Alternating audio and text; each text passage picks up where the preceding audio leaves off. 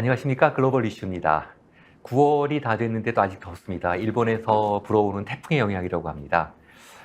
제가 이렇게 한일 관계를 보면서 참 일본이 가진 지리적 상황 자체가 참 한일 관계를 많이 규정한다는 생각을 하는데, 이번에도 5, 6, 7, 8호 태풍이 계속 일본 열도를 관통하고 있습니다. 모쪼록 큰 피해 없이 좀 이 태풍이 지나가길 바라는데, 일본 문제가 계속 우리 전국을 휩싸고 있는 것 같습니다. 오늘도 시민 언론 민들레의 한승동 에디터님 또 나오셨고요. 오늘 좀 관련된 말씀 한번 나눠보도록 하겠습니다. 지난주에 김문수 고용노동부 장관 후보자가 드디어 이제 일제 때 우리는 일본 국민이었다고 소리를 버럭버럭 질렀습니다. 이제는 말로 안 되니까 막 큰 소리를 내더라고요. 저는 그분의 말씀의 논리를 떠나서 그분이 말씀하신 국민에 대한 태도를 보면은 이분이 과연 고용노동부 장관, 국가의 광료로서 또 이런 중책을 맡고 있는 분으로서 인격적으로 합당한 분인지가 걱정이 되는데, 어쨌든 그걸 떠나서 사실 지지난주에서 이 문제를 계속 논의했음에도 불구하고 계속 소리를 지르시니까 우리가 소리를 지를 수는 없지만은 좀 합리적이고 차분하게 그분의 말씀을 완전 무결하게 좀 반박을 해드리기 위해서 오늘 좀 간단하게 주요 국제 이슈 이전에 그 말씀을 한번 드리고자 합니다. 이게 어떻게 된 겁니까? 지금 이거 아주 어떻게 보면 간단명료한 문제예요. 왜냐하면은 우리나라 정부, 역대 정부의 공식 입장이 그렇고 헌법도 그렇고 일본의 강압에 의한 한일 합방이라든가 식민지배나 이런 것들은 일단 원천무효다. 이게 우리 정부의 공식 입장이거든요. 네. 그러니까 일본이 합방한 걸 합법이라고 주장하는 것 자체가 근거 없는 얘기다 하는 게 우리 정부의 입장이고, 그건 1965년도 한일 협정 때 맺은 청구권 협정하고 한일 기본조약 2조에 그렇게 되어 있습니다. 이미 1910년 8월 22일과 그 이전에 맺은 모든 협정과 조약은 다 이미 무효다. 이미 무효다. 이게 이미 무효라는 굉장히 유명한 구절인데, 이게 본래 원문이 영문으로 돼 있어 그런데요. Ordered and void라는. 근데 이걸 이제 우리 정부는 당연히 이미 무효라는 거, 한일 합방과 그 이전 모든 얼사늑약이라든가 이 모든 것들은 불법적으로 맺어진, 강압에 의한 맺어진 것이고 우리 정부는 이걸 인정하지 않는다. 그러니까 체결 당시부터 이미 무효다. 그럼 이렇게 본다면은 김문수 씨가 이야기하는 걸 단적으로 얘기하면 우리 정부의 공식 입장을 배치되는 겁니다. 네. 왜냐하면 김문수 주장은 그때는 우리나라가 없어서 우리가 일본 국적이었다, 우리 선조들이라고 하는 주장인데, 그렇다면 우리 정부의 공식 입장과 완전히 위배되는 거죠. 우리 정부의 역대 정부의 공식 입장은 우리가 일본의 강압적으로 한일 합방 당한 거는 합법이 아니다. 우리는 그거 인정하지 않는다거든요. 그러면은 우리 국민이 일본 국민이라는 것 자체도 어느 도단이 말이 안 되는 거죠. 그 자체가 이미. 네. 예. 1986년 국무회의에서 이 문제가 공식적으로 의결됐습니다. 아직도 기록이 남아 있고, 만약에 김문수 후보자 말대로 또 그와 동일한 의견을 갖고 있는 뉴라이트 쪽의 인사들 얘기대로 일본 국민이었다면, 우리 국민이 일제 때 우리는 일본의 전쟁 책임도 같이 져야 됩니다. 그렇죠. 뿐만 아니라 이제 국제법상으로 대한민국은 일본 제국으로 분리돼서 신생 독립한 것이 아니라 우리 정부의 공식 입장이 그렇습니다. 주권이 제한됐었죠. 실효적인 영토와 인민에 대한 지배력이 제한됐다가 그것을 회복한 것입니다. 그렇죠. 예. 그런 상태인데 이런 전쟁 책임까지 우리가 져야 된다는 소리입니까? 그러니까 쉽게 얘기하면은 국권을 강탈당한 것인데, 우리가 동의해준 것도 아니고 나중에 고종마저도 그게 사실이 아니라고 얘기를 했는데, 김문수 씨 논리에 따른다면 그러면 흔히 우리 누구나 상식적으로 많은 사람들이 이야기하듯이 3.1운동 자체도 불법적 반영이고, 그다음 상임 임시정부는 이건 완전히 반국가답제를 만든 거잖아요. 그럼요. 그걸 우리 스스로 이건 누구의 논리냐면 일본 우익들의 논리거든요. 극우들의 완전히. 그렇죠. 그러니까 한마디로 얘기하면 김문수 씨의 주장은 일본 극우 논리가 옳다 하고 손들어주는 거예요. 네. 이게 말이 안 되죠, 이게. 그 사람들은 진짜 그렇게 생각하고 있는 것 같습니다. 예. 그러니까 사실은 우리가 일본 국적을 선택한 것이 아니라 그냥 일본이 자신들의 그 제국주의적 강점을 위해서 그냥 우리한테 강제로 그냥 국적을 부여했는데 조선인이 네. 일본인이라고 했지만 또 일본 사람만큼의 그런 대우를 안 했어요. 네, 이런 네. 얘기들이 이제 일본 극우에 눌리고 또 대만의 입장이 좀 그렇습니다. 대만 네. 같은 경우는 사실은 그 일본 제국주의 통치 자체를 받아들였거든요. 그러다 네. 보니까 이제 그 한국과 대만은 입장이 다릅니다. 이제 한국 같은 경우는 당신들이 불법 강점을 통해서 우리한테 많은 피해를 줬으니까 그거에 대해 불법 책임을 지고 손해를 배상하라고 하는데 대만 같은 경우는 당시 그러니까 대만 사람들은 일본 국민이었는데 본토에 있는 일본 사람만큼 대접 못 받았으니까 그 차액만큼 손실 보상하라고 얘기를 합니다.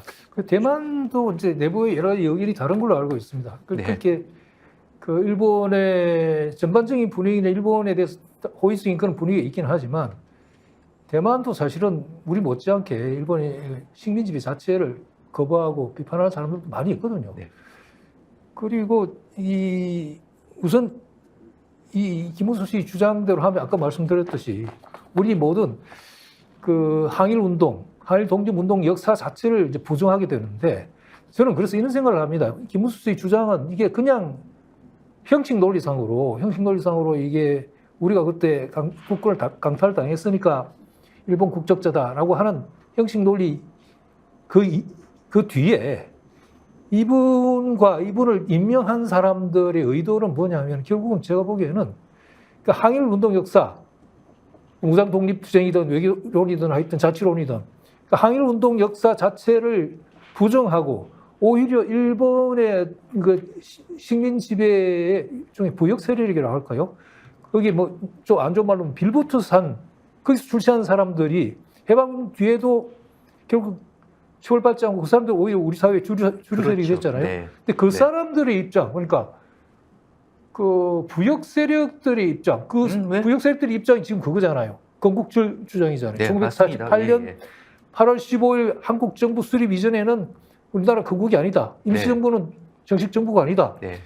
뭐 이런 주장이잖아요. 네. 결국 제 생각에는 김문수 씨를 그 추천하고 임명한 사람들의 의도는 바로 건국절 주장이 있다. 맞습니다. 항일 모든 역사, 그러니까 부역 세력들이 부정해온 그 역사가 정통이라고 생각하고, 부역 세력들이 주장을 정통이라고 생각하고, 그 항일 운동 역사를 비정통 내지는 반역이라고 생각하는 이런 맞습니다. 사람들이 사고를 그 뒤에 깔고 있다 이런 생각을 하고 있습니다. 네, 사실은 이 형식 논리라고 했던 얘기들도 법적으로 맞지가 않거든요. 이건 이제 이런 문제들이 나치 이후에 2차 대전 이후에 독일에서도 이제 실증주의적인 관점에서 법실증주의적 관점에서 나치를 어떻게 받아들일 것인가에 관련된 논쟁이 있었죠. 근데 지금 논쟁은 그 정도도 못 돼요. 그냥 뭐 정치적으로 어거지 쓰고 있는 건데 당시에 나름대로 독일 법학계에서 그런 논쟁이 있었지만 사실은 부정됐습니다. 네. 이제 법실증주의라고 하는 간단히 말씀드리면 경험한 것만을 법으로 생각한다.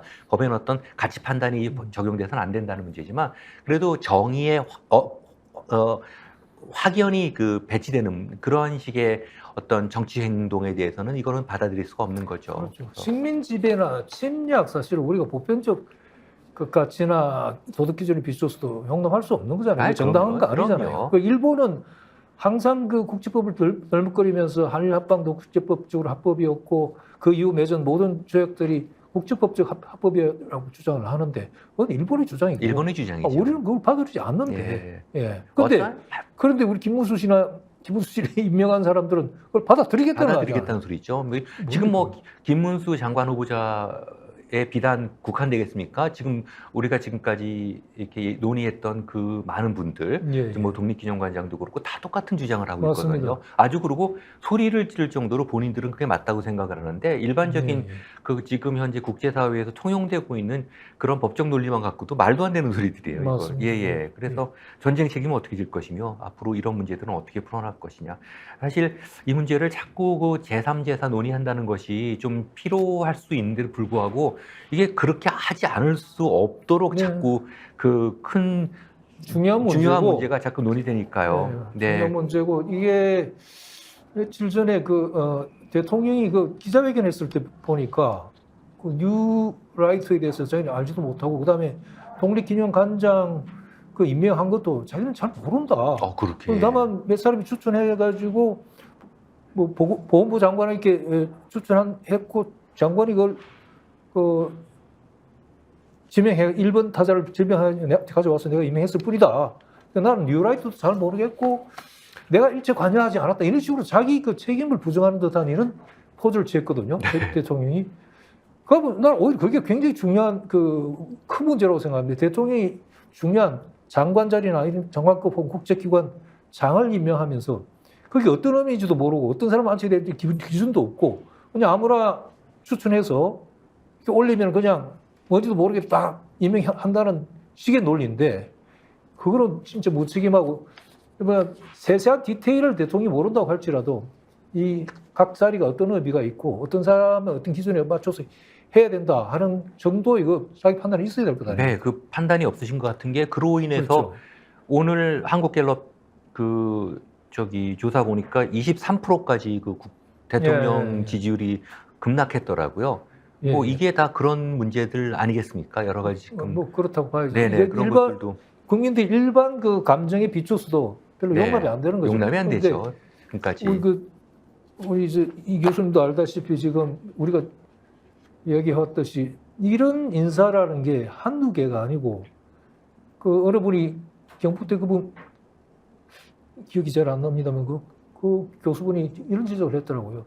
이런 사람들이 우리나라 학계나 사학계 전체로 봐도 극소수 한숨이 지나가지 않는 사람들인데 왜 하필 지금 윤석열 대통령 한전도 안 되는 그런 사람들은 쪽지기로 뽑아내듯이 그렇죠. 뽑아내가지고 다 중요 요직에 앉히느냐 도대체 네. 이해할 수 없다는 거예요. 네. 이게 무슨 뒤에 정말 뒷 배경을 의심할 정도로 정말 네. 일상적인 그게 아니거든요 이게.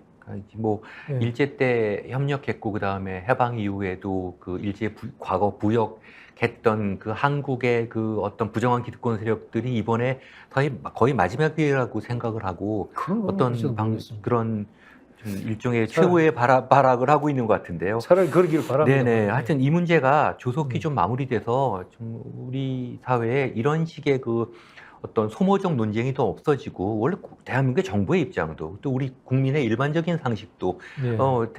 일제 강점은 불법적이었고 우리 대한민국은 신생 독립국이 아니라 대한민국 한반도와 지금의 대한민국 영토에 대한 어떤 주권의 행사, 영토나 인민에 대한 주권 행사가 제한되어 있다가 다시 그걸 회복해서 오늘날에 이제 대한민국이 확립된 거 아니겠습니까? 맞습니다. 지금 현재로서는 이제 남북한이 분단된 안타까운 상황이지만 향후에 통일이 되면 이제 그로써 광복이 되는 게 아니라 완성되는 거 아니겠습니까? 원래 이제 임시정부의 우리 선열들이 생각했던 이제 완전한 통일 국가, 문화 국가 이런 걸 얘기하는 거니까 빨리 좀 이 완성이 됐으면 좋겠습니다. 이런 소모적 논쟁 좀 중지하시고 빨리 좀 그분들보다는 좀 너무 긴 시각으로 우리나라를 좀 이끌 수 있는 분들이 여야를 막론하고 좀 그만한 자리에 가셨으면 좋겠고요. 지난주에 태국 문제 좀 말씀하시다가 태국 사실 굉장히 중요하거든요. 요새 난리죠. 태국 문제가 우리나라 상황과 다른 점이 있어서 약간 주목해서 저는 봤는데요. 재밌어요. 지금 우리나라는 지금 헌법재판소나 대법관들이 이게 보수 다수로 이게 구성이 되면서 아주 어떻게 보면은 예전 민주정부에서 결정했던 그런 정책에는 오히려 뒤집어지는 퇴보하고 있죠. 그거는 우리나라도 그렇지만 미국도 트럼프 정부 때 대법관들을 보수적인 인물로 대체해가지고 가장 세계적인 이슈가 됐던 게 낙태 금지법 그걸 다시 엎어버렸잖아요. 네. 그래가지고 그것도 이번 미국 대선의 큰 이슈 중에 하나인데 우리나라도 지금 보면은 헌재나 이 대법원 등이 옛날에 보수 정부들이 다수 임명한 대법관들에 의해서 정말 일반 국민들이 상식적인 판단할 때도 좀 문제가 있는 판단들을 많이 내놓고 있는데 그게 태국 같은 데도 헌재가 문제가 돼가지고 태국 헌재는 우리보다 더 심하더라고요 보니까. 정권 자체를, 정당 자체를, 집권당 자체를 해산시켜버린다든가, 그 다음에 총리를 해임시켜버린다든가, 이런 걸 정말 밥 먹듯이 하더라고요. 이것 때문에 태국이라는 나라가 한때 동남아시아에서도 잘 나가는 국가였는데, 지금 오히려 베트남이나 주변 인도네시아나 필리핀보다도 성장률이 뚝 떨어지고, 국민 생활 소득 수준을 오히려 제자리하는 흔히 말하는 중진국의 함정에 빠져가지고 헤어나오지 못한다고 하는데 그 가장 큰 원인이 바로 헌법재판소라든가 이런 사법기관을 이용해가지고 국민들이 정당한 요구를 뒤엎어버리고 정당들의 어떤 그 총선 선거를 통해서 다수 지지를 얻은 정당들 강제로 해산시켜버린다. 아주 꼬투리 말도 안 되는 걸 꼬투리 잡아가지고 이런 행태를 하기 때문에 그로 인한 정정 불안이 태국의 정체를 지금 정체의 가장 큰 원인이다. 이런 얼마 전에 진단들이 보니까 있거든요. 뭐 진짜 네. 그 총리가 뭐 예. 저기 요리 프로그램에 나왔다고 경직되고 맞습니다. 뭐 그런 걸 트집을 잡았다. 그 요리 프로그램 나온 게 이렇게 지난해 5월에 총선이 있었는데요. 5월에 총선이 있어가지고 그 부하타이당이라고 그래가지고 옛날에 그 탁신 진나마 당인데요. 그 실세가 그 사람인데 그 사람이 이제 세타라고 하는 세타 사위신이라는 사람이 이제 총리가 됐어요. 됐는데 그걸 쫓아내는 명분이 조금 전에 말씀하신 대로 그런 식의 말도 안 되는 구실을 잡아가지고 어디 뭐 방송 프로그램에 요리 방송 프로그램 나왔는데 총리가 거기 나가는 금지 조항에 위반이 된다는 게 그 해산의 이유고 그뿐 아니라 정당 자체를 해산시켜 버렸어요. 네. 이번에 태국 사태가 굉장히 재미있는 것이 원래 이게 최근에 태국을 잃어버린 20년이라고 하는데 그게 뭐냐면 2001년에 탁신 친나와시라는 유명하죠. 희대의 정치인 하나 등장했는데 원래는 기업가예요. 돈을 많이 번 기업가인데 이 사람이 이제 압승을 해가지고 이 사람이 이제 이 사람 표밭이 뭐냐면 중산층 이하 노동자나 농민들, 하층민들이에요. 태국 정부를 혹은 태국 정권을 정치 세력의 정통 지배 세력은 누구들이냐면 왕실하고. 예. 그 다음에 왕실과 결탁한 군부하고. 그 다음에 일부 이제 그 관료들하고 지식인들하고 그 다음에 미디어하고 그 다음에 헌법재판소거든요. 그래가지고 이제 헌법재판소가 일종의 실행기구입니다. 그러니까 사법 쿠데타 할 당시 헌법재판소 판결에 따라서 정당도 해산하고 그것도 하는데 그게 처음으로 어떻게 보면은 탁신 친나와시라고 하는 사람이 선풍적인 인기를 얻으면서 그 기득권 세력을 완전히 위협을 가하는 정도로 이 중하층 서민들 지지로 이렇게 압승을 해버렸어요. 그래서 5년간 잘했어요. 4년간 그 집권을 잘했고 성과도 좋았고 그래서 태국이 제대로 이제 성장한다고 했는데 2005년에 다시 그 선거를 했는데 거기서도 친나와시 이겼거든요. 근데 그거 바로 2006년에 쿠데타 이렇게 해가지고 쫓아내버렸어요. 쿠데타는 뭐 이유도 없습니다. 하여튼 그 이유 중에 하나가 이제 국왕에 대한 그 불경제 이런 건데. 예. 근데 애매모호하죠. 기술도 있고 애매모호하고. 그래서 쫓아냈는데 그 뒤에 이제 그래가지고 탁신 친나와시는 그 뒤 17년 동안 돌아오지는 못했어요. 그러니까 작년 8월에 돌아와요. 작년 8월에 돌아와가지고 다시 그 아까 말한 그 겸직겸지로 쫓겨난 그 사람 이제 앉혔는데 그 사람은 이제 이번에 또 쫓겨난 거죠. 1년 뒤에. 그 쫓겨나면서 누굴 앉혔냐 하면 탁신 씨의 둘째 딸, 37살. 네. 정치 정치 전생이에요. 의원 생활도 한 적도 없고. 그 사람 지금 앉혀가지고, 앉힌 사람이 누구냐 하면 군부 보수파 연합 세력인데요. 쭉 보수파 연합 세력 보니까 의석수가 한 76석밖에 안 돼요. 이게 이 탁신파의 파파이가 한 143석인가 그래요. 그러니까 상하 양원으로 구성되어 있죠. 상하 양원으로 되어 있습니다. 어떻게 되어 있습니까? 맞아요. 상하 양원으로 되어 있는데 어떻게 총리를 임명하죠? 그러니까 하원이 이제 보통 말하는 우리 국회의원이 이제 500석이고, 네. 그다음에 상원이 250석이 있는데요. 그 상원은 그 형식상 그 선출대로 되어 있지만 실은 국왕하고 왕실하고 군부가 사실 임명하는 거나 마찬가지죠. 일종의 귀족원이네요. 귀족원이죠. 네. 그러니까 250석은 아예 군부파예요. 정의 옛날에 유정회. 유정이죠. 네. 똑같습니다. 맞습니다. 네네. 그리고 이제 하원, 그러니까 상원, 하원 합쳐가지고 750석에 그 과반수가 376석인데 네. 그 이상 얻는 쪽이 이제 총리가 돼요.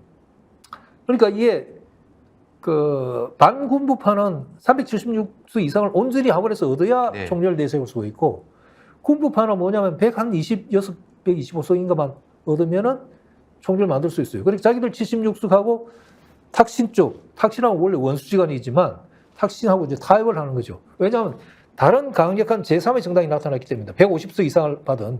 그러니까 탁신을 급히 해외 망명지시 불러들여가지고 타협을 해가지고 탁신이 143석하고 47수가 76수가 합쳐가지고 지금 탁신의 그 둘째 딸을 막내딸 거의 뭐라고 그럴까 아무 실권이 없어요. 그냥 언제든지 바꿀 수 있고 그 다음에 탁신에 대해서 조건이 있어. 당신은 망명지시에 불러들이는 대신에 당신 자신이 직접 정치 활동을 해서는 안 된다는 조건을 붙였어요. 예. 그래가지고 네, 말씀하십시오. 예. 예. 그래가지고 지금 말하자면 탁신이 한때는 군부하고 이렇게 척을 지는 그런 관계였지만 지금 다른 약간 중도 좌파의 상대적 급진당이 제1당이 되면서 그 제1당 이끄는 사람이 파팅하는 사람인데 피타인데 이 사람이 그 미국에서 유학생을 한 사람이에요. 하버드에 있어. 그러니까 젊은 사람이 43세인가 그런데 들어와서 선풍적인 인기를 얻었어요. 선풍적인 인기를 얻은 게 뭐냐면 군부의 특권하고 왕실의 특권, 불경제 이런 거 다 없애고 고치라. 그러니까 군부는 정치에 나서지 마라. 이런 걸로 선풍적인 인기를 얻었거든요. 이게 선풍적인 인기를 얻었다는 거는 태국 국민들이 그동안에 그 군부와 왕실의 기득권층의 그런 정치 농간에 그냥 너리가 내가 바꾸고 싶어 하는 거죠. 그러니까 그걸 배경으로 해서 새로운 세력이 등장하니까 큰 적이 등장하니까 작은 적인 친나와서 불러들여가지고 우리 손잡자 해가지고 지금 대적하는 그런 상태가 있거든요. 예. 이게 제가 사실은 개인적으로 태국하고 조금 관련이 있는데 막상 가보면은 그 태국 정치의 그 결정적인 변수가 왕실인 것 같습니다. 맞습니다. 예. 이게 그 입헌군주처럼 영국이나 유럽의 왕실이 아니라 절대적으로 불리합니다. 특히 그 포미콘 국왕 때 모습을 보면요. 이 군부 구테타도 완전히 뭐 국왕이 재가를 안 하면 이제 맞습니다. 돌아가는데요. 참 그게 저도 우리나라 사람들은 좀 이해 안 되는 부분들이에요. 그게 이 왕실에 대한 존경을 떠나서 김일성 그 우상하라 그러는데 거기 가 보면은 그 푸미콘 국왕 그 동상이 더하고 그냥 그러니까요. 공항 도착한 동시에 딱 이래 됩니다. 그리고 저도 항상 태국 친구들하고는 His Highness, His Majesty 그러면서 꼭 항상 저도 존칭을 개인적으로 써야지 거기서 통항이 되는 거지. 불경죄가 비단 본국 사람들뿐만 아니라 타국인들한테도 불경죄가 적용돼서 거기 갖고 좀 대접 좀 받으려면은 아주 조심해야 되거든요. 근데 보면은 왕실이 갖고 있는 그 어떤 정치적 역할 같은 것들이 한국 사람들이 좀 이해할 수 없는 부분들이 있고요. 요 헌법재판소는 저도 이렇게 보면 말씀드리면서 예전에 생각했는데 우리 헌법재판소도 정당 하나 해산했지 않습니까? 강제로. 그랬죠. 황당하게. 그렇죠. 그리고 이제까지 그 시국 사건이 예컨대 긴급조치 9호라든가 예전에 그 박정희 그거야 옛날이죠. 그러니까 유신체제 때 입법했던 것들이 다 그런 기관을 통해서 다 한 거 아니에요? 한 거죠. 그렇죠. 근데 나중에 그게 위원으로 돼가지고 재심에서 다들 무죄되고 이랬는데도 지금 그렇게 한 지 얼마 됐다고 지금 윤석열 정부가 그 관행을 다시 되살리고 있는 거예요. 헌재 같은 경우에 그때 진보당인가요? 그렇죠. 진보당 그 해산할 때 보면은 내란을 획책했다 그러면서 진보당이 설악산 4월 달에 서북능선 대승령에서 이제 한계령까지죠. 그거 10년쯤 산에 다녔는데 저희 산악회 그 여성 아주머니 회원들도 한 6시간이면 주파하는 겁니다. 그것도 한겨울도 아니고 4월 달에 그거 했다. 그게 그 내란죄의 그 증거가 됐더라고요. 나 참 진짜 기가 막혔습니다. 그러니까 이게 국왕이던 나라들 다 그렇다고 볼 수는 없지만 아니죠. 저는 일본에서 비슷한 뭐라고 그러나 냄새를 맡는다고 그럴까요? 일본도 기본적으로 한 번도 이렇게 대중적 봉기라든가 아니면 하층민들 혹은 그 국민들의 정권을 아래서부터 바꿔본 적이 없어요. 없죠. 그럼요. 그리고 지금 일본의 국회의원들이 3분의 1 이상이 세습제거든요. 장관은 67% 정도. 맞습니다. 그러니까 이게 일본 사회가 정체되고 이렇게 어떤 면에서는 이게 쇠락으로 가는 가장 큰 이유 중에 하나가 기득권층이 바뀔 생각이 없다는 거예요.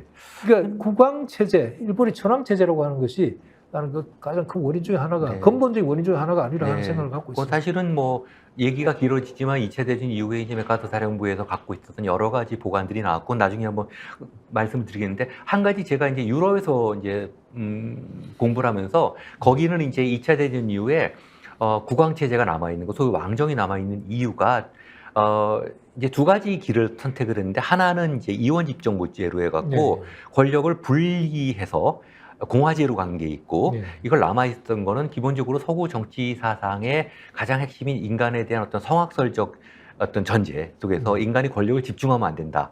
그래갖고 이제 이것을 기존에 있던 국왕한테 이제 형식적인 권한을 주고 나머지를 이제 정부를 조각할 수 있는 권한을 의회한테 주는 경우가 있었고 아니면은 이제 아예 독일이나 프랑스처럼 이렇게 대통령과 그 수상의 권한을 이렇게 나누는 경우가 있었죠. 네. 근데 이제 헌법재판소는 그 과정에서 봤을 때 몇 나라에 있는 특별한 제도들인데 이 헌재는 사실 사법부가 아니지 않습니까? 근데 사법부가 아닌데 대한민국에서는 이거 전부 예. 전부 법관들이 하고 있습니다. 이거 잘못된 거예요. 그러니까 진짜 문제가 심지어 있습니다. 우리는 어떤 정치적 사안조차도 국회의원들조차도 자기들이 풀 수 없으면 헌재에 들고 가니 말이에요. 네네네. 그렇지 않습니까? 아니 헌재 몇 법관들이 판단해 국가의 진로를 갖다가 결정하는 이런 상황이 돼버렸어요. 네네. 또 아니, 정당을 그런 이유로 해산하는 문제들도 그런데 태국은 왕실이라는 특별한 그 때문에 불교라는 그 종교적인 역할 그런 문제들이 있어서 하여튼 태국은 제가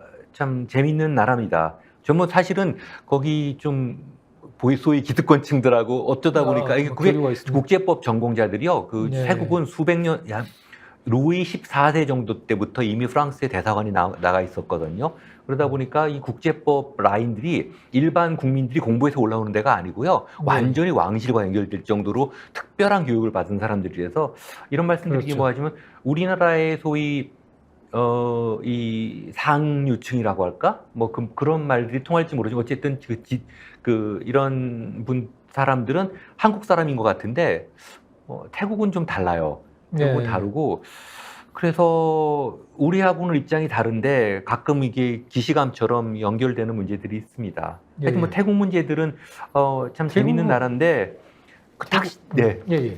태국은 잘 아시겠지만 저도 그렇게 듣고 있습니다. 태국은 어쨌든 유럽 서양 세력의 서세 동점 때 이쪽 아시아 침략 내지 식민지배 시절에 태국만 유일하게 한 번도 서양 세력의 식민지가 된 적이 없는 말하자면 독립국가를 맞아요. 형식적으로 유지했고 네. 그렇기 때문에 물론 거기 태국이 뭐 강성했거나 했기 때문에보다도 지정학적으로 아주 서로 이렇게 뭐라 그러나 완충 지역이라는 그 이점 때문에 그 주권을 유지했는데 그 때문에 말씀하신 대로 그 기득권층이나 이쪽이 뿌리가 깊은 것 같습니다. 네네. 예. 근데 그거 마지막으로 하나만 제가 이 태국 헌법재판소장하고 제가 하는 인터뷰를 한 적이 있거든요. 아, 그래요? 근데 네. 그때 그 신기해서 요 어떻게 그렇게 독립을 유지할 수 있었냐 제국주의 침탈 과정에서 그랬더니 이분은 딱 한 가지 이유를 드는데 절대적인 이유가 왕실이었다.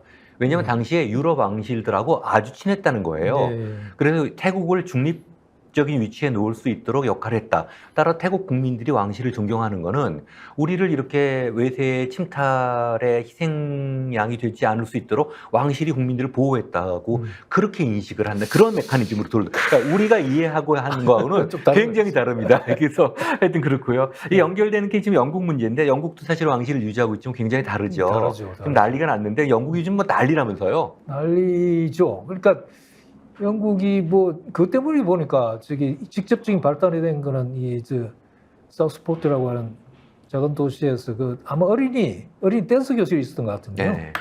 댄스 교실에 이게 나이 10대 남자아이가 이게 칼을 들고 들어가가지고 막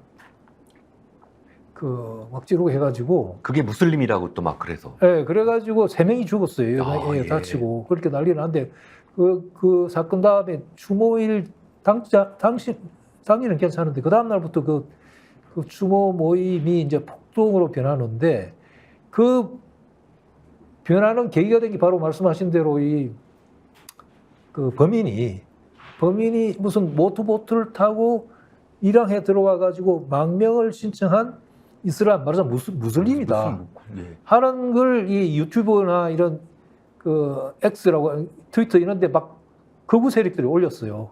그게 완전 민심을 자극해가지고 이제 극우 세력들이 그러지 않아도 영국에서는 그 이민에 대한 반감이 아주 강하고, 그다음에 최근에 우크라이나 전쟁 이후 물가가 막 올라가면서 생활 수준이 떨어지고, 특히 큰 문제 중에 하나가 이게 공공 의료 서비스가 대기자가 무려 757만 명이나 있대요. 그러니까 그게 옛날에 그런 거 하지 말자고 2019년 12월에 그 총선해가지고 브렉시트 결정해. 브렉시트라는 게 이제 EU에서 탈퇴하는 건데, 그래 잘 될 줄 알았더니 오히려 상황이 굉장히 나빠지니까. 나빠졌죠. 예, 네. 그래서 보수당이 지금 지난 총선에서 완전히 참패했거든요. 그런 사회 분위기도 있는 것 같아요. 그래가지고 지금 극우들이 부추기고, 극우들은 그 노동당에 완전히 졌잖아요. 그 노동당에 대한 그 분풀이 같은 것도 좀 있는 것 같고. 네. 그래가지고 이게 아주 심각해졌죠. 네. 뭐 체포자만 해도 400명이 넘고 뭐 그러더라고요. 마치 그 관동 대지진 이후에 그 조선인들이 그 우물에다가 뭐 독약을 풀었다고 해서 막 우리 나라 사람들을 학살했지 않습니까? 그런 느낌들이 드는 것 같아요. 맞습니다. 그 말씀하시니까 한마디 또 지금 9월 1일이 아마 관동 대지진 그 아마 뭐 추모일인가 그럴 거예요. 27년인가요? 예. 그런데 일본 그 예전에 그 옛날 이시하라 신타라고 유명한 그 극우 정치인이 있었어요. 작가 출신인데 그 사람도 그 추모일에는 그 조선인 학살에 대해서 위로하고 추모하는 그 사람조차도 글을 보냈거든요. 근데 지금 고이케 유리코라고 지금 3선 중에 얼마 전에 또 당선됐어요. 도쿄도지사인데 여자예요. 8년째 안 하고 있거든요. 네. 하던 것도 다 중단하고 예. 그래서 그걸 어떤 면에서 그 사람이 올림픽도 망쳐놓은 여자잖아요. 그러니까 그 사람이 얼마 전에 다시 당선이 됐잖아요. 네. 그걸 보면 일본이라는 사회 분위기를 짐작할 수가 있는데 이게 네. 그러니까 고이키가 그렇게 해서 우리가 상식적으로 봐서 말이 안 되는 그 아니 희생자들에게 주동을 보내는 게 어렵지 않은데 네. 그걸 거부하면 오히려 점수가 올라가는 말은 표가 더 올라가는 그 정치적 계산 때문에 그걸 안 했을 거란 말이에요. 네. 일본 사회가 그렇게 돼 있다는 거죠. 그러니까 당시의 일본과 지금의 영국이 공통점이 있는 게 이게 공황 상태예요. 그러니까 경제 공황 상태인데 당시 일본도 그랬거든요. 뭐 충분히 뭔가 지금 사회적인 불안이 있으면은 뭐 극우건 극좌건 멘탈리티가 극단적인 사람들이 그 어떤 이제 사회적으로 뭐 영향력을 발휘할 수 있는 그런 시대가 자꾸 오는 것 같습니다. 그런 면이 있습니다. 네, 영국도 사실은 그 거대한 나라거든요. 그렇죠. 우리가 그냥 영국 그렇게 간단히 얘기했지만 그 국호가 길지 않습니까? 그렇죠. United Kingdom of Great Britain and the Northern Ireland. 그래서 네. 이게 몇 개 나라를 합쳐놨고요. 그 나라뿐만 아니라 이렇게 그 브리티시 커먼웰스라고 60여 개국의 그 전 세계 이제 이런 나라들을 다 영연방으로 이런 합쳐놓은 상태인데 이제 제국주의 시절에 영국의 그런 이제 어떤 자본이동 이런 것들이 이제 다 끝나서 뭐 지금 비실비실하는 것 같습니다. 7월달 총선해 보니까요, 14일인가 그때 했었는데 그게 뭐 거의 100년 만에 보수당이 참패고 어떻게 보면 의회 정치가 시작된 이래 노동당이 최대 승리라고 얘기를 하는데 보니까 노동당이 411석, 그 다음에 보수당은 121석인가 밖에 안 돼요. 뭐 비교가 안 될 줄 한 3배 이상 차이가 나는데 완전히 참패했거든요. 참패한 것이 뭐냐면은 그 아까 말씀드린 그 브렉시트 할 때, 그 EU에서 탈퇴할 때 그때 그 존슨 그 총리가 앞장선 총리가 브렉시트 하고 나면 영국이 완전히 달라질 것이고 이민 문제도 해결될 것이고 이민 문제의 가장 문제 뭐냐 하면은 일반 노동자들이나 이런 사람들이 유럽에서 온 EU 내에서 온 그 이민자들 때문에 자기들 일자리 없어지고 그래서 우리 못 산다는 게 큰 불만이 선동이죠, 뭐. 그렇죠. 네. 그런데 브렉시트 이후에 오히려 유럽 이민은 줄었는데 아시아 아프리카로부터 훨씬 한 3배 이상 늘었거든요. 그럼에도 영국은 오히려 그 노동력이 부족해요. 네네. 그러니까 노동력도 부족한 데다가 지금 보니까 우크라이나 전쟁 이후에 보니까 물가가 그 11%나 뛰었어요. 11% 뛰고 그 다음에 가처분 실질 소득이 보니까 지난 5년 동안에 한 떨어지고 있어요. 7%나 떨어졌더라고요. 그러니까 불만이 엄청 많아요. 많죠. 그 불만을 극우들이 아까 말씀드린 대로 그 선동하는 거죠. 선동해가지고 이용하고 매니플레이팅하고. 네. 그것도 가짜 뉴스로. 가짜 뉴스로. 우리가 지금 가짜 뉴스. 뭐 맞지 않지. 뭐 사실 이민 문제는 그 이민을 받아들인 데는 이유가 있는 거거든요. 근데 그걸 이제 극우파들은 이제 우리나라도 예전에 얼마 전에도 또 뭐 예멘 난민들 제주도로 왔을 때 막 극우들이 선동했거든요. 뭐 그들이 우리 뭐 여성들을 뭐 성폭행할 것이다 이런 식의 얘기들도 맞습니다. 사실은 특정 종교를 통해서 나오고 그랬는데요. 이게 제가 오래전에 들은 얘기인데 뉴질랜드에서 이제 반이민 선동이 있어갖고 이민을 잠깐 중지시켰나 봐요. 난리 났답니다. 거기 있는 가구점이지 뭐 다 망해갖고요. 그렇죠. 이민이 미국 같은 경우도 1년에 제가 오래전에 들은 소리인데 1년에 뭐 수백억 불의 그 경제 창출 효과를 가지고 있고요. 노동력도 필요하지만 또 그래서 경제도 어떤 산업 생산성도 그렇고 또 시장도 돌아가는 거 아니겠습니까? 그렇죠. 이것들을 지금 일방적으로 막아버리면은 뭐 나라가 어떻게 되겠습니까? 그러니까요. 네, 그러니까 우리도 지금 사실은 그 노동 이민 문제인데 그때 그 제주도 그 예멘 사람들 왔을 때 그 한 가지 에피소드가 기억나는 게 그 배우 정우성 씨가 네. 그 이민 문제에 대해서 그 일종의 그 대사 역할을 많이 했거든요. 했죠. 예, 예. 뭐 굉장히 난민 맞아요. 대사했습니다. 훌륭한 일이죠. 역할인데 그 유명 배우에게 온갖 욕을 다 쏟아붓고 하는 네. 그게 기억이 납니다. 결국은 그 예멘 난민이 이제 무슬림이라는 것에 방점을 둔 거 아니겠습니까? 그렇죠. 이번에 그 영국도 보면 무슬림이라고 소문을 냈는데 알고 네. 보니까 기독교도인데다가 네, 그 부모가 아프리카 네, 르완다 네. 출신이에요. 네. 와가지고 영국에서 낳은 아이입니다, 이게. 예, 나이도 17살밖에 안 되고. 네, 그러니까 전혀 무슬림도 아니고 저 중동 사람도 아닌데 이슬람 무슬림이라고 그래가지고 가짜 소문 퍼뜨려가지고 그렇게 폭동을 일으키고. 지금 뭐 말이지 않습니까? 세상의 모든 문제는 영국 껴 있다고. 실제 예. 그렇습니다. 제가 그렇게 봐도 영국이 뭐 한때 정말 대영적 해가 지지 않는다고 했는데 어마어마했죠. 네, 근데 이제 그 보는 시각에 따라 달라지겠지만 당한 국가도 많고 하지만 어쨌든 한때 위세가 대단했잖아요. 이제는 떨쳤죠. 그 제국이 이렇게 쇠퇴해가면서 여러 가지 이제 그걸 못 견디는 부분이 있지 않나. 그렇겠죠. 예, 예. 마치 일본도 좀 다른 점이 있어요. 마찬가지입니다. 예, 일본도 지금 많이 지금 흔들리고 있다는 게 며칠 네. 전에도 제가 지난주에 일본 교토에서 친구가 와서 네. 이제 저 얘기를 하다가 갔는데 이 휴대폰을 들고 있는데 그 안 해온 거예요, 인터넷을. 그래갖고 헤매고 있고 상상을 못하게 그러고 맞아요. 있어갖고 예. 그 디지털이 많이 뒤처지고 있고, 그리고 이제 그 사람이 이제 하나 이렇게 최근에 쓴 논문을 보고 이제 일본 논문을 가지고 예. 저한테 이렇게 이제 영어로 설명을 해주고 그랬는데 이거 PDF 판이 있냐 그랬더니 그런 건 일본에 없다고 그러더라고요. 그러니까 아주 그런 건 일본에 없다. 절대 맞습니다. 그 이북이 있을 수가 없다. 그렇게 얘기했는데 지금 이렇게 영국이 전 세계에 뿌려놓은 수없는 그 문제점 중에 하나가 중동 아니겠습니까? 그렇습니다. 요즘 뭐 어떻게 해결이 안 되네요. 이거 진짜 중동이 매일 얘기를 하고 있는데 맞습니다. 일주일 달리 예. 영국이야말로 저 이스라엘과 팔레스타인 분쟁의 가장 원초적인 원흉 아니겠습니까? 원흉이라고 원흉. 할 수 있죠. 중동 지역을 마음대로 선거가지고 국경을 마음대로 만들고 없는 나라를 만들어내고 거기 살던 수천 년 동안 살던 사람 팔레스타인을 쫓아내고 한 그 원죄가 사실은 유럽의 그중에 특히 영국, 미국에 있는데요.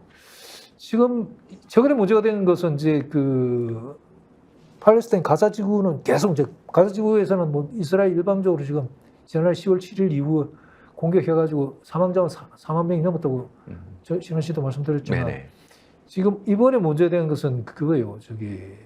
레바논 쪽에 그 반군 쪽인데 그 반군 사령관을 7월 30일 날 이스라엘이 이렇게 공습해가지고 예. 죽였고 또 그다음 31일에는 테헤란에서 그 네. 하니에라고 하는 그 네. 하마스 정치국장을 죽였죠. 네. 그래서 암살해버렸죠. 알리 하메네이 그 이란 그 최고 지도자도 공언을 했고 그다음에 그 신임 대통령도 이거는 그냥 두지 않겠다 네.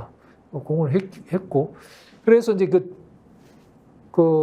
320개 미사일하고 드론 해가지고 이스라엘 쪽으로 공격을 했는데 근데 실은 그 공격하기 30분 전에 이스라엘이 먼저 공격했어요. 공격했죠. 이 정보를 다 알고 있어가지고 그래가지고 뭐 100기의 전투기를 보내가지고 그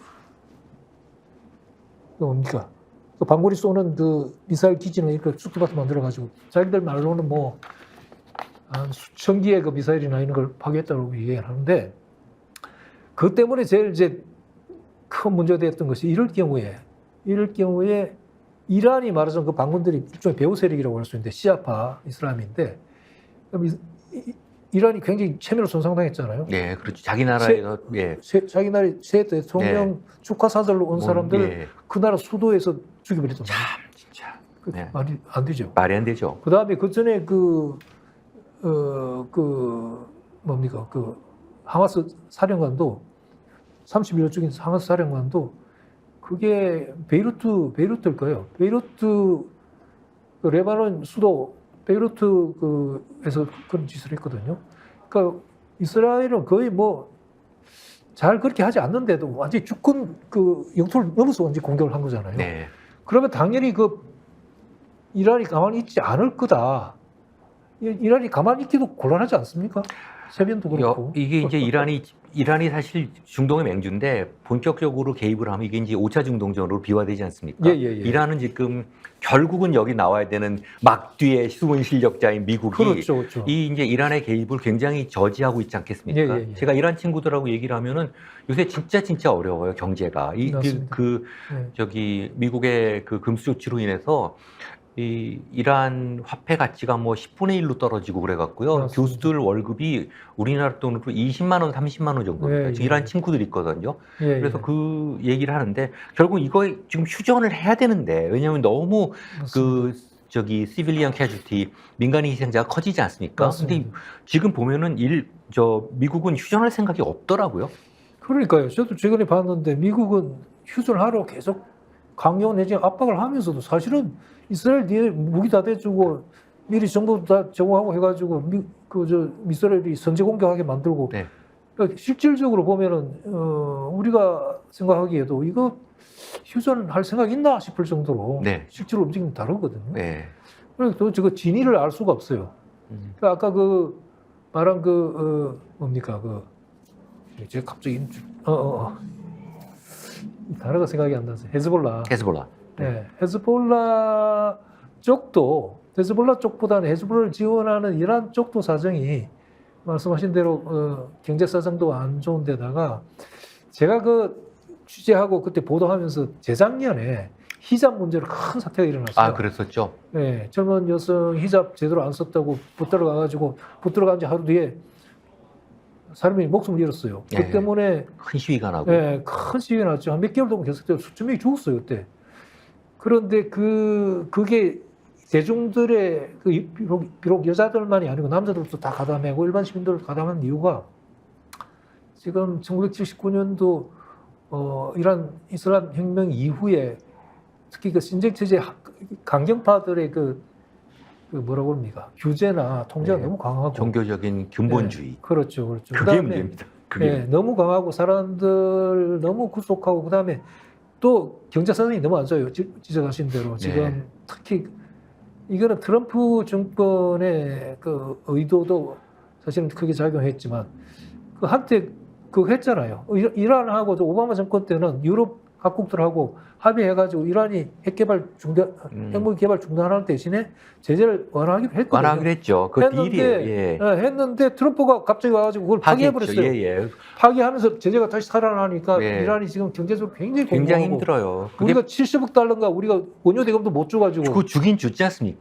나중에 줬죠. 나중에 줬어요. 얼마 전에 주지 말라고 해가지고 네네. 사실은 그건 우리 줘야 되는데 우리는 미안해요. 또 그 돈 줘야 되는데 못 주면 제재하겠다고 하니까. 그리고 한때 보면은 우리나라가 대장금이니 뭐 주몽이니 하는 우리나라 드라마들이 시청률이 이란 같은 데서는 90%가 넘을 굉장히 정도로 높았고요. 압도적인 짓인데 이란의 한국에 대한 한국 문화와 한국에 대한 어떤 친근성이라고 할까요? 그렇죠. 그 굉장히 큽니다. 제품 수입도 많이 했잖아요. 태권도도 그렇고 그래서 각 나라 사람들의 선입견을 제가 얘기하는 건 아닌데 이란 사람들 상당히 합리적이고 좋습니다.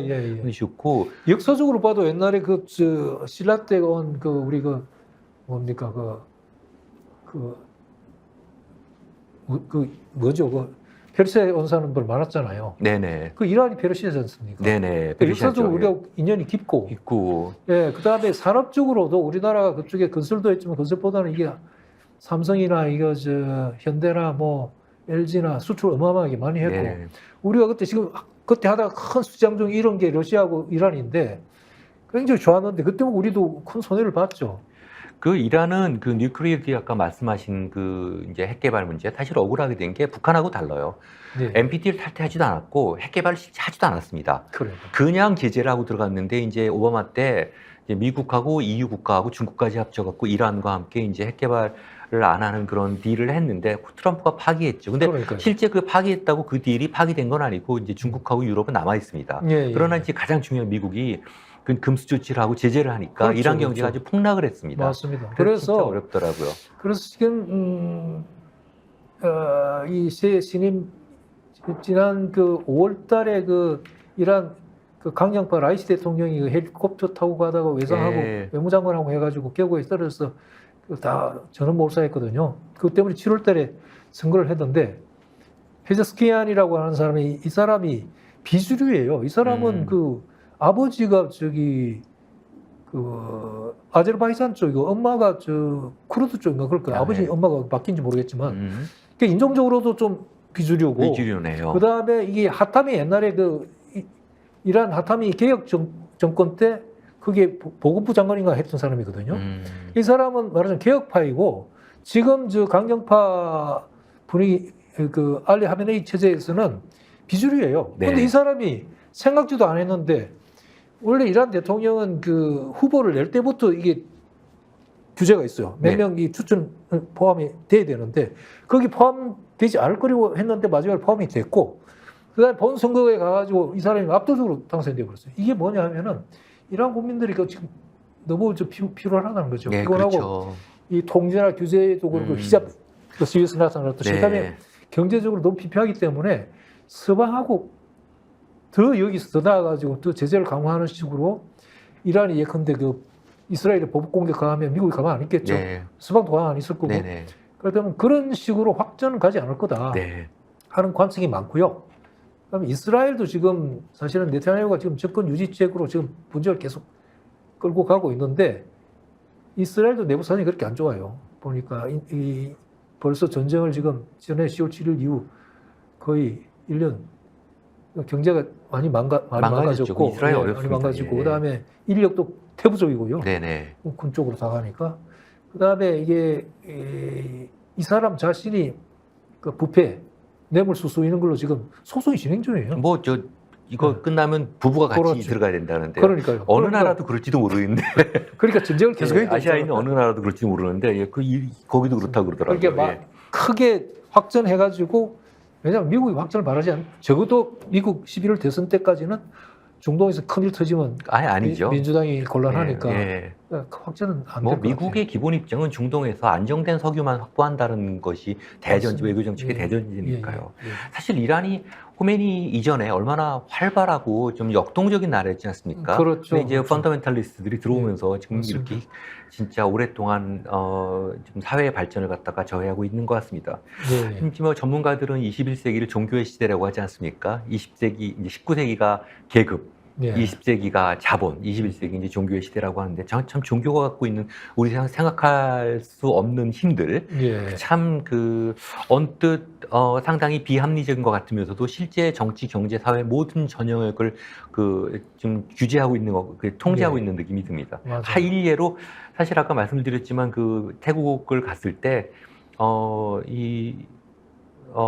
이 탁신이 굉장히 북부 쪽에서 이렇게 네, 그쪽이 좀 정치 기반이더라고요. 거기 좀 가라앉은 뭐 재밌는 얘기인데 탁신 지지자들이 저보고 탁신 닮았다고 뭐 그렇습니까? 근데 그러면서 얘기를 하는데 이제 저한테 그러더라고요. 당신도 태국의 수상이 될 수 있다고. 황당한 소리 아닙니까? 한국 사람인 저가 그래서 아니 내가 한국 사람인데 무슨 황당한 소리냐냐 그러니까 부처님의 제자면 누구나 태국의 수상이 될 수 있다. 제가 뭐 개인적으로 불교 신자긴 하지만 거기 태국 갔을 때 이제 사원에 들어가면 이제 신발을 벗고 들어가서 예불을 하는 모습을 보더니 야, 참 이게 이렇게 종교라는 게 무섭구나. 그래서 오늘 말씀 나눈 태국 관련 문제들도 종교, 왕실 이런 문제와 연결되고 아까 태국 헌재 소장이 얘기한 왜 왕실이 그렇게 존경받느냐의 문제들도 참 우리로서는 이해하기 어려운 문제 같습니다. 지금 어떤 면에서는 또 정치가 종교화한 부분도 있으니까요. 어떻게 보면은 자원 이해될 종교가 문제입니다. 네네. 하여튼 근데 어떻게 보면 종교가 본연의 좀 모습으로 돌아갔으면 하는 바람입니다. 오늘 저희가 준비한 내용은 여기까지입니다. 어떻게 시청을 잘 하셨는지 모르겠습니다. 다음 주에는 좀 더 밝고 좀 더 활기찬 주제를 가지고 여러분을 찾아뵙으면 합니다.